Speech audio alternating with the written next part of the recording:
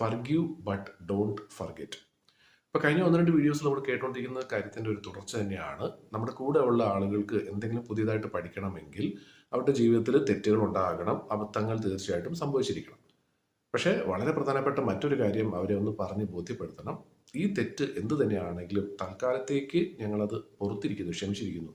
പക്ഷേ സംഭവിച്ചത് എന്താണെന്നുള്ളത് നിങ്ങൾ ഒരു കാരണവശാലും മറക്കാനും പാടില്ല. അതേപോലെ തന്നെ അതിൽ നിന്നും പഠിച്ച പാഠം എന്താണെന്നുള്ളത് നിങ്ങൾ മറക്കാൻ പാടില്ല. കാരണം വീണ്ടും ഇതേ തെറ്റ് വീണ്ടും ആവർത്തിച്ചു കഴിഞ്ഞാൽ അതിൻ്റെ അർത്ഥം ആ അബദ്ധം സംഭവിച്ചതിൽ ഒരു കാര്യം ഉണ്ടായിരുന്നില്ല, അതിൽ നിന്നും ആ വ്യക്തി ഒന്നും തന്നെ പഠിച്ചിട്ടില്ല എന്നുള്ളതാണ് നമ്മൾ മനസ്സിലാക്കേണ്ടത്. അപ്പോൾ തീർച്ചയായിട്ടും അവരെ പറഞ്ഞ് മനസ്സിലാക്കേണ്ട ഒരു കാര്യമാണ്, ഇപ്പോൾ സംഭവിച്ചത് സംഭവിച്ചു, സാരമില്ല, പോയിക്കോട്ടെ, പക്ഷേ ഇനി ഇത് ആവർത്തിക്കരുത്. അത് ഒരു കാരണവശാലും ഞാനും മറക്കില്ല, നിങ്ങളും അത് മറക്കാൻ പാടില്ല.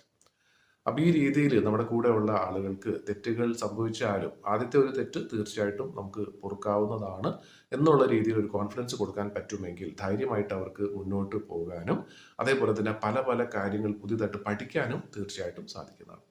അപ്പോൾ ഇതേപോലെ തന്നെ നമുക്കും നമ്മുടെ കൂടെ ഉള്ളവർക്കും ജീവിതത്തിൽ ഒരുപാട് കാര്യങ്ങൾ നേടിയെടുക്കാനും പഠിക്കാനും അത് വഴി നേടിയെടുക്കാനും സാധിക്കും.